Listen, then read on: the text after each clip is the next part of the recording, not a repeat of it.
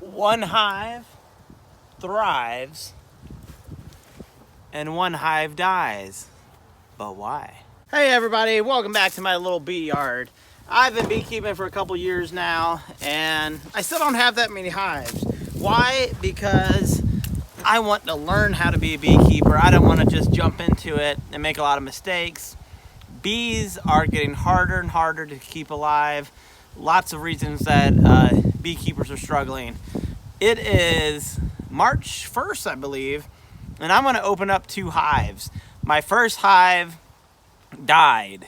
It made it to about February, and the cluster just got smaller and smaller until it was about the size of a baseball, and then I think they weren't able to stay warm. So I'm going to open up that hive, talk about it, and then my other hive, which you can maybe see, it's a little later in the day, but the bees are still active. It's in the mid-50s right now, March 1st, and that hive is thriving right now. So something I did do different this year, I kept really accurate records with my beehives. This is actually a book I wrote, The Ultimate Beekeeper's Logbook. I just got tired of not being able to keep track of data. So basically, as I'm learning about beekeeping, I'm including it in this logbook. Lots of stuff in this book. I've done videos about this logbook. Really useful. So I kind of have a general idea why my one hive died and my other is thriving, even though I treated them semi-similar. But hey, let's go ahead and open up the hive that died about 3 weeks ago or so. And last time I checked, there was still a cluster of dead bees. So I'm hoping I can show you that dead cluster. So let's go ahead and open up the dead hive. So this is my hive that died. Now, with good record keeping, I know that it was a smaller hive to start. There were only maybe about 6 frames in fall. So this was a smaller cluster. Now, if I had more hives, I could have had a higher chance of this hive surviving. I could have taken some frames from another hive and put them in here. But with only 2 hives, it's a little harder to take a big risk. If I were to take frames from my other hive, that would lower the probability of that hive making it. But again, if I had more hives, then I probably would have put a few frames in here to try to boost the population. So by keeping records, I know that my hive was not that strong going into winter, and I just had to kind of hope for the best. I fed them. There's a quilt box on here. But I'm hoping to have maybe 5 to 6 hives eventually. That's kind of my goal. I'm hoping to split this hive that's thriving. So let's go ahead and open up this hive, and I'll show you the dead cluster.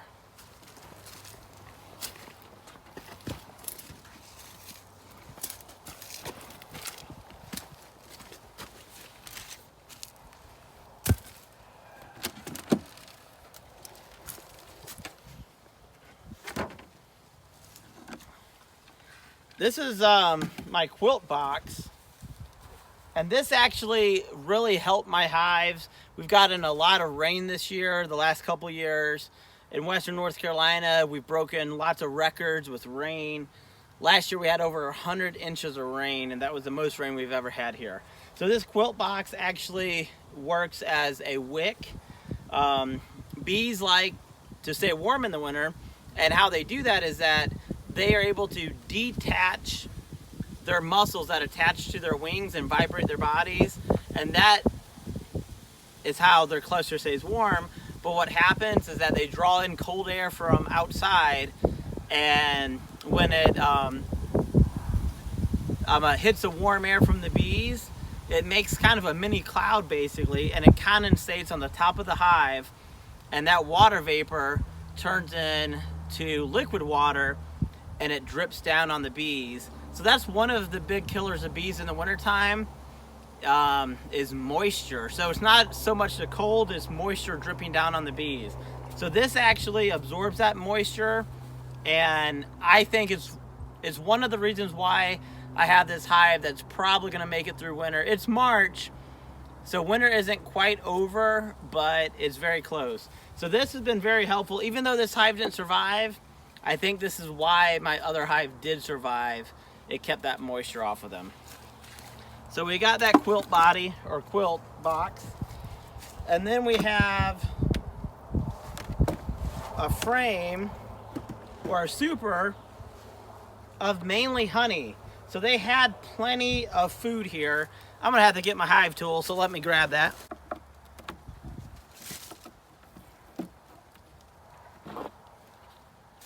So they had plenty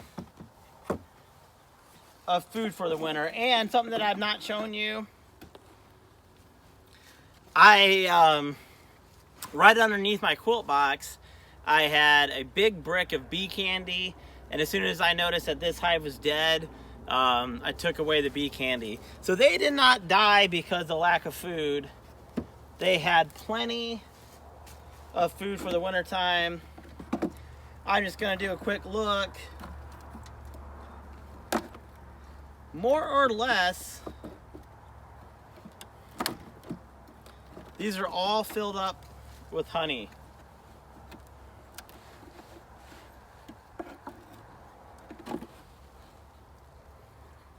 Not that one, but most of these are still filled to the brim with honey. So they had plenty of honey to get through the winter.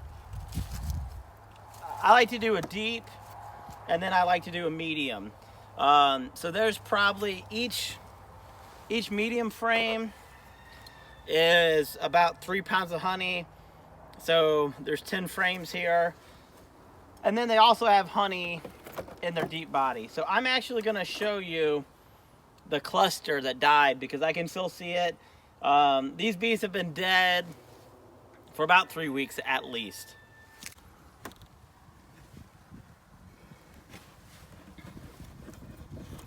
It's a little hard to see, and in a minute I'm going to pop this out, but there is a small cluster of bees on this side of the frame and this side of the frame. So this was basically my cluster that died.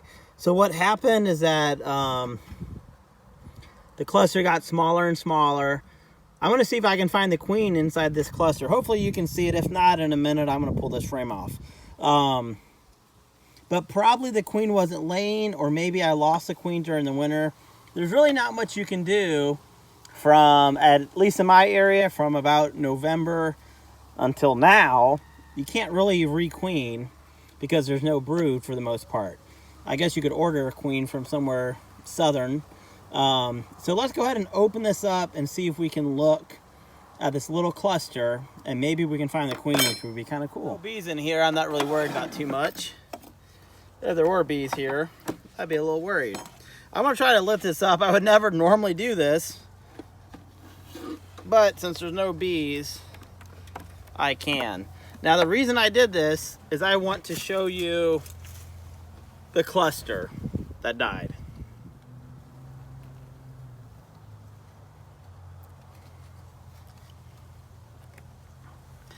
There's the cluster more or less. Right here. Very small cluster that died. There's also some more bees on this side. And if I lift this up, there's going to be some more bees on this side here. So I'm going to look through this and see if I can find the queen. I don't know if I will.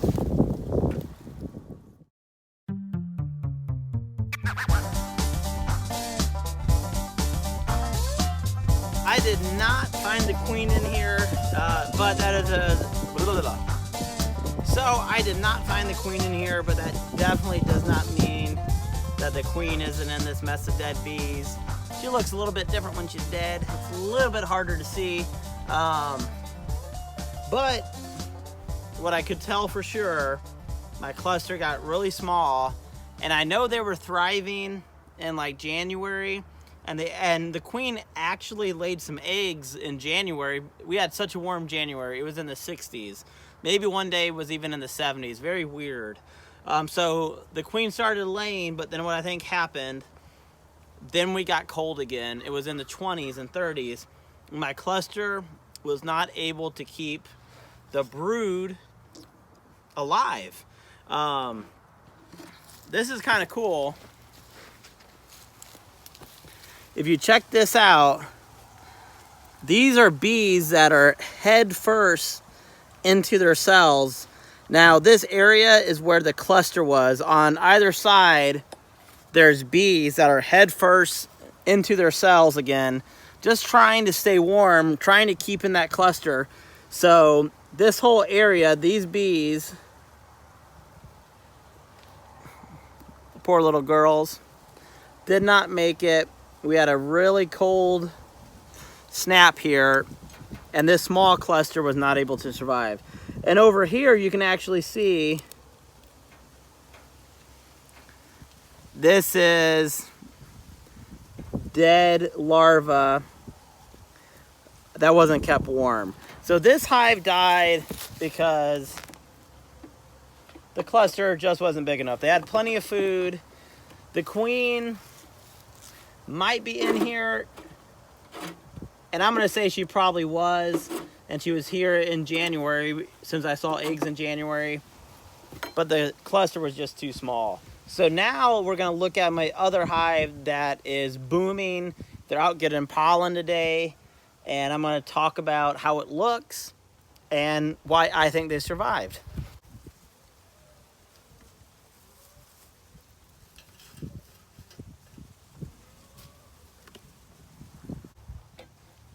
So this first box is my quilt box. Same thing as the other hive, basically. It's filled with shavings, and these shavings are actually wet, which is good because this box has a lot of moisture inside of it, and it's keeping the moisture out of my beehive. So I'm going to show you what this hive looks like, and it's doing pretty well. So again, this is wet, which is what it's supposed to be, because it's absorbing the moisture instead of it dripping down onto my bees. So this is doing its job. Even the sides are wet. Over here are my bees. They seem to be doing pretty well, but we're gonna open the hive a little bit. I may even put that empty deep on it so that my bees will move up into it, hopefully. And I'm hoping the queen will start laying up there, and then I can do a split soon. So let's go ahead and open this hive, which I haven't really opened it in about 4 months.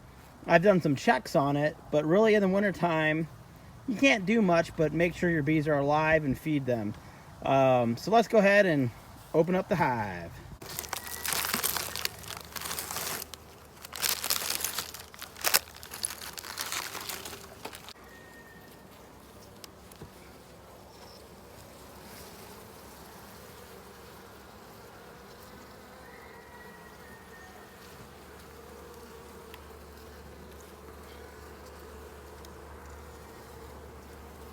Check out these beautiful bees.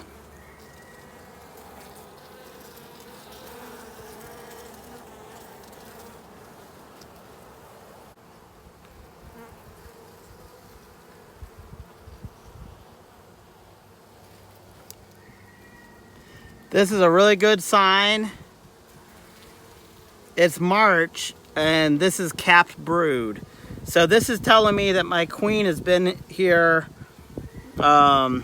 in about the last 21 days or so. So that's good. And there's open brood, which I don't know if you can tell. So there's capped brood, which kind of, well, you can see it.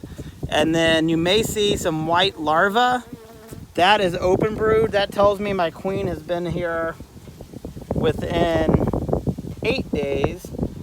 I'm not going to really open up this hive too much more, because I'm telling you, there are a lot of bees in here, and I've already found what I need.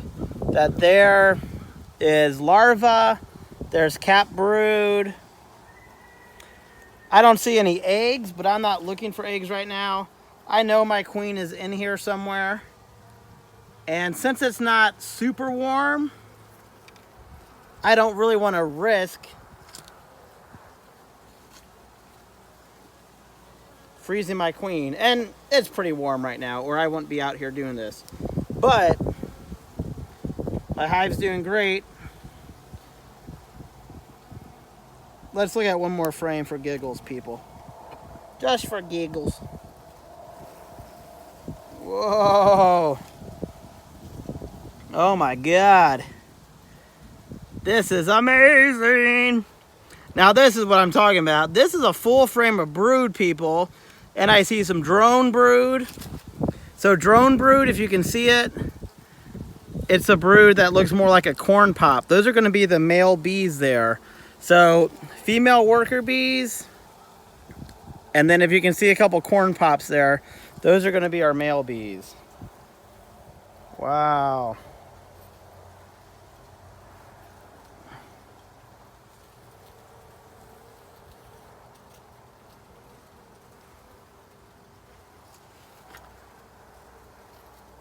Oh my goodness.